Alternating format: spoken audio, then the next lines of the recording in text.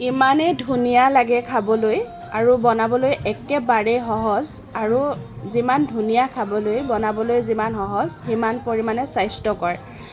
যিটো খালে নেকি আমাৰ গাৰ বিষ নাইকিয়া হয় বহুত বেছি পৰিমাণে আইৰণ আছে লগতে বহুত বেছি পৰিমাণে ফলিক এচিড পোৱা যায় এই খাদ্যবিধত গতিকে আহকচোন কেনেকৈ কি ৰান্ধিলোঁ আপোনালোকক দেখুৱাওঁ একেবাৰে সহজ মাগুৰ মাছ আৰু নৰসিংহ ভেদাইলতা বগা নহৰু প্ৰথমতে ভেদাইলতা আৰু নৰসিংহখিনি ধুনীয়াকৈ ধুই মই মিক্সিত গুড়ি কৰি লৈছোঁ আগতে পটাত পিচিছিলে আজিকালি মিক্সি হ'ল আৰু কিয় পটাত পিচিম নহয় জানো এফালে মাছ ফ্ৰাই কৰি লৈছোঁ মাগুৰ মাছটো আচলতে বহুত জুৰি বহুত শক্তিবান নহয় জানো গতিকে বহুতে খাবলৈ বেয়াও পায় মই কিন্তু ভালেই পাওঁ বাৰু আৰু আপোনালোকেও মাজে সময়ে মাগুৰ মাছৰ লগত এনেকৈ ভেদাইলতাৰ জোলখন খাবচোন ৰান্ধিবলৈ সকলোৱে জানে তথাপিও মই কেনেকৈ ৰান্ধিছোঁ আপোনালোকক তাকে দেখুৱাই দিছোঁ যিসকলে নাজানে তেওঁলোকে উপকৃত হ'ব বুলি আশা কৰিছোঁ আৰু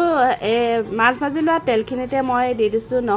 নহৰুখিনি ৰঙা পৰালৈ ভাজি তাতে মই গুড়ি কৰি লোৱা ভেদাইলতা আৰু নৰসিংহৰ পাতখিনি দি পেলাই পূৰা তেল এৰালৈকে কম জুইত বহুত সময় ভাজি ল'ম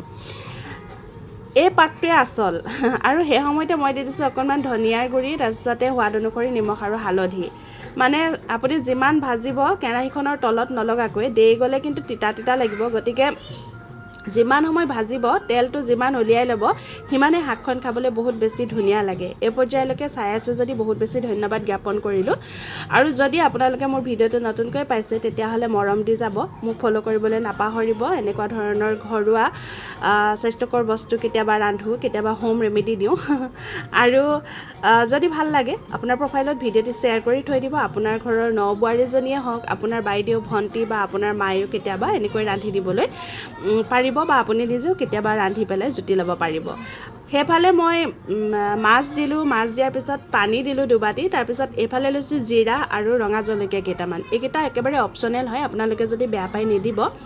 ইয়াৰ লগতে মই আৰু এটা বস্তু দিছোঁ জালুক ভেদাইলতা আৰু নৰসিংহৰ জোলখনৰ লগত জালুক দিলে একেবাৰে ঔষধীয় হৈ পৰে শাকখন আৰু গৰমাই লোৱাৰ পিছত মই এনেকৈ পিচি ল'ম আৰু টাইলছতে ধুনীয়াকৈ পিচি লৈছোঁ মই শিলগুটি এটা দি তাৰপিছতে মই সেইখিনি উতলি অহা শাকখনত দি দিম অৱশ্যে মই মনলৈ কাঢ়ি ল'লোঁ দেই সি জ্বলা খাব নোৱাৰে যে আৰু শাকখনৰ ৰংটো চাওক কি ধুনীয়া হৈছে ঢাকন দি আচলতে বহুত সময়ে ভাজি লোৱাৰ পিছতহে পানী দিছোঁ মাছ দিও বহুত সময় ভাজি লৈছিলোঁ বাৰু আৰু আপোনালোকে ক'ৰ পৰা ভিডিঅ'টি চাই আছে জনাবলৈ নাপাহৰিব আৰু এইখিনিতে আপোনালোকক বহুত বেছি ধন্যবাদ জ্ঞাপন কৰিছোঁ মোৰ পৰিয়ালৰ সদস্য 1 লাখ অতিক্ৰম কৰিলে তাতকৈ আৰু সুখৰ কথা কি হ'ব পাৰে নহয় জানো মই এগৰাকী সাধাৰণ গাঁৱলীয়া বোৱাৰী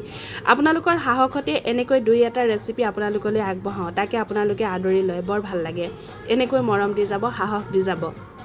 বেকগ্ৰাউণ্ডত এটা মিউজিক বাজি আছে যিহেতু বিহু আহি পালেহিয়ে কুলিৰ মাত শুনিলে ৰ'বই নোৱাৰোঁ যদিও শকত হৈ গৈছোঁ তথাপিও কিন্তু এটা সময়ত বিহুৱতীয়ে আছিলোঁ আনফালে এইখন যে দেখিছে এইখন সৰিয়হ দি বনাইছিলোঁ কণবিলাহী আৰু সৰিয়হ দি মাছৰ শাক এখন বনাইছিলোঁ সেইখনৰ ৰেচিপিটো নিদিওঁ কাৰণ বহুত বেছি দীঘলীয়া হৈ যাব আজিকালি আকৌ ফেচবুকে চুটিকৈ ৰিলছ দিয়া কৰিছে মানে ভিডিঅ'টোৰ পৰা কাটি পেলাই তেওঁলোকে পাৰ্টকৈ ৰিলছ বনাই দিয়ে সেইটো ভালেই কৰিছে বাৰু আজিলৈ আহোঁ দেই ধন্যবাদ